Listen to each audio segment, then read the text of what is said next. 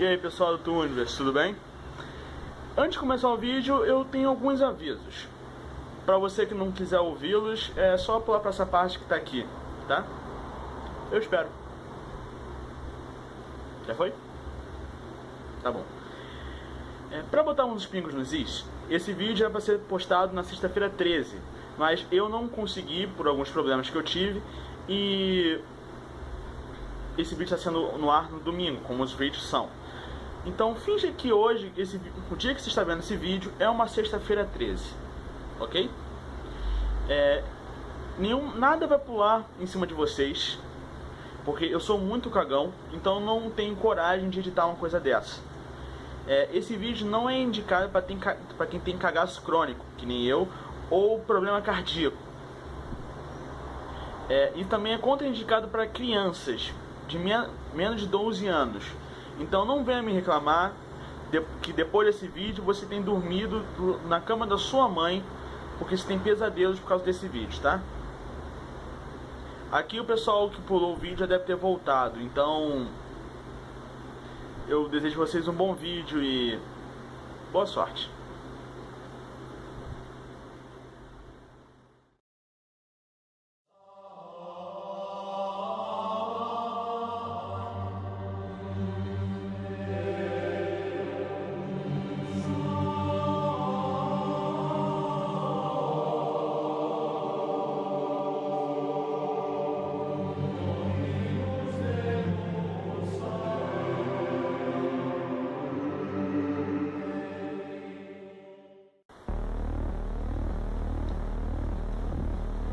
Olá amigos, sejam bem-vindos.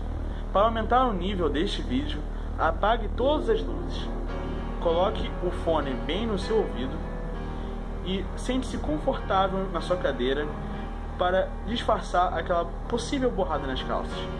Hoje eu vou contar a história do episódio perdido do Bob Esponja, exatamente aquele que o Lula Molusco tira sua própria vida. Tudo começou em um dia na Nickelodeon Studios no ano de 2005. 3 animadores com um grupo de edição e outros assistiriam uma fita para sua edição final. Esse episódio deveria ser O Medo de Hambúrguer de Siri. Quando começou, um título estranho aparecia no desenho: O Suicídio do Lula Molusco. O pessoal que estava na sala de edição não achou estranho, porque eles mesmos faziam piadas internas com os nomes, sabendo que eles não queriam para a edição final. O episódio começou muito tranquilo. Lula Molusco tocando sua clarineta, sempre ruim, e Bob Esponja importunando ele. Lula Molusco manda ele embora, dizendo que ele tem um concerto para ir, que ele vai tocar sua clarineta. Bob Esponja vai embora, então as bolhas normais de sempre aparecem e o show começa. Aí começa algo estranho. Nenhum som. Nada. Lula Molusco começa a tocar sua clarineta e ao terminar é como se nunca tivesse tocado. Um murmúrio rápido acontece, então toda a plateia começa a vaiar. Isso não parece muito estranho, porque Lula Molusco realmente toca mal, mas a sua reação, a reação do seu rosto, era de medo e desespero.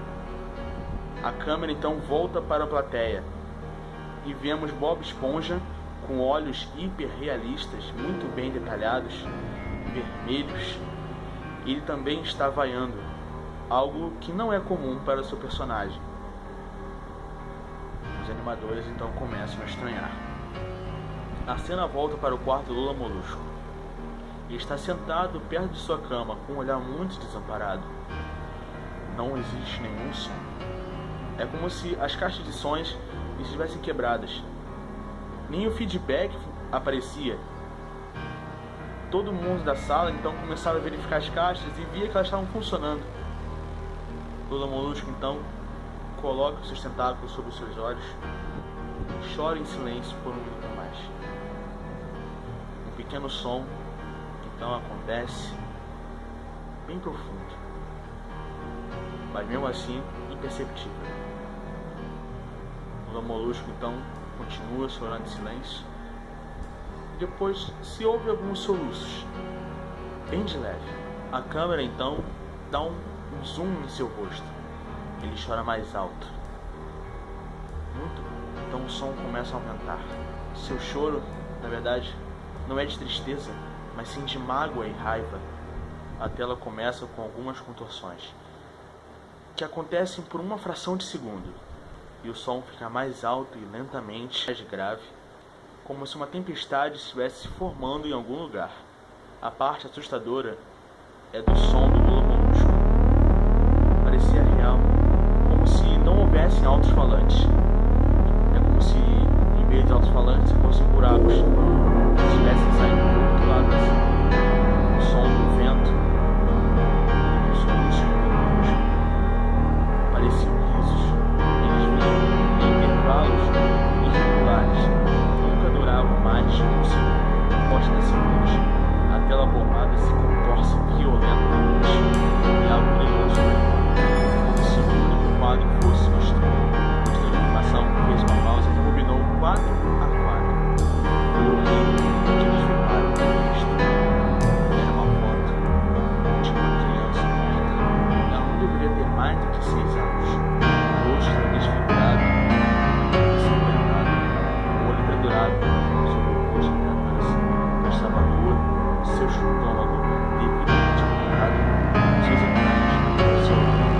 Ela estava deitada no chão do que provavelmente era uma estrada. A parte mais importante é que não havia imagem do fotógrafo, a sombra dele de uma sombra. Não havia fita de isolamento, não havia marcado nada no chão.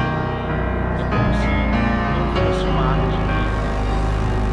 É como se o fotógrafo fosse responsável pela morte da criança. Os jogadores estavam evidentemente petrificados, mas continuaram a assistir, esperando que isso fosse apenas uma brincadeira doente. A tela volta para o Lula Molusco, a resolução mais alta do que antes, com apenas metade do cima. Agora saía sangue escorrendo pelos seus olhos. O sangue do cheiro muito realista. O vento soava agora como se fosse uma tempestade. Isso, um som profundo e duradouro, que agora mais frequência. Após uma cerca de 20 segundos, a tela novamente se contorce, mostrando um corpo de 2 cabelos Desta vez, a foto parecia de ser uma menina. Ela estava deitada de bruços, perto de uma bolsa de cima, seu esquerdo estava apontando para fora, e ela estava sem roupa, apenas com as calças. Suas entranhas foram empilhadas em cima de um corte bruto no seu corpo. Mais uma vez, o corpo estava na rua, e a sombra do fotógrafo foi visível, muito similar ao tamanho da menina. Uma estagiária, alta, na sala, correu para fora, puxou o pulso. Cerca de 5 segundos depois daquela foto, o Lula Molusco estava em silêncio, assim como aconteceu com todo o som. Ele colocou seus tentáculos para baixo e mostrou seus olhos hiperrealistas, como dos outros personagens. No início do episódio, ele estava sangrando, vermelhos e pulsantes. Ele só olhava para a tela, como se estivesse assistindo um telespectador. Após 10 segundos, ele voltou a chorar, mas sem cobrir os olhos dessa vez. O som era penetrante e forte. Lágrimas de sangue escorriam do seu rosto. O som do vento voltou. E agora, as fotos duravam 5 frames. O animador foi capaz de pará-lo para o backup. Dessa vez era a foto de um menino, da mesma idade da outra, mas num cenário diferente. As vísceras estavam sendo retiradas de um ferimento por uma grande mão. O olho direito estourado e com sangue, pendurado e escorrendo. A animação prosseguiu. Os editores de animação e do som ofegavam na tela. Os 5 quadros agora não eram mais como se fossem 5 fotos diferentes. Eles foram feitos como se fossem um fotograma de um vídeo. Se via uma mão lentamente retirando as tripas e os olhos do garoto incidindo sobre ela. Os editores são disse para parar. Ele dizia que o criador devia ver isso. O Sr. Hildberg chegou em 15 minutos. Ele estava confuso por ter sido chamado lá E assim o editor continuou o vídeo. Uma vez que todos os quadros tinham sido mostrados, o som parou de novo. Lula Molusco apenas olhava para o espectador. Foi o frame do rosto por cerca de 3 segundos. A cena rapidamente recuou e se ouvia bem profundamente: "Do it. Do it." E logo tinha nas mãos de Lula Molusco uma espingarda. Ele imediatamente botou o cano na boca e puxou o gatilho. O sangue realista e a massa cefálica voa na parede atrás dele e na sua câmera. E ele voa então com a força para trás. Os últimos 5 segundos desse episódio mostra seu corpo. Por um lado, um olho pendurado com o que sobrou da sua cabeça no chão, olhando fixamente para ele. Em seguida, o episódio termina. O Sr. Hildeberg estava visivelmente irritado com isso. Ele exigiu saber o que estava acontecendo. A maioria das pessoas saíram da sala. A única teoria que eles podiam pensar é que o vídeo tinha sido editado por alguém da prisão, desde o estúdio para a sala de estúdio. O técnico foi chamado para analisar quando isso aconteceu. A análise do processo revelou que tinha sido editado a partir de um material novo. No entanto, a hora que marcava que tinha sido editado era de 24 segundos antes de chegar na sala.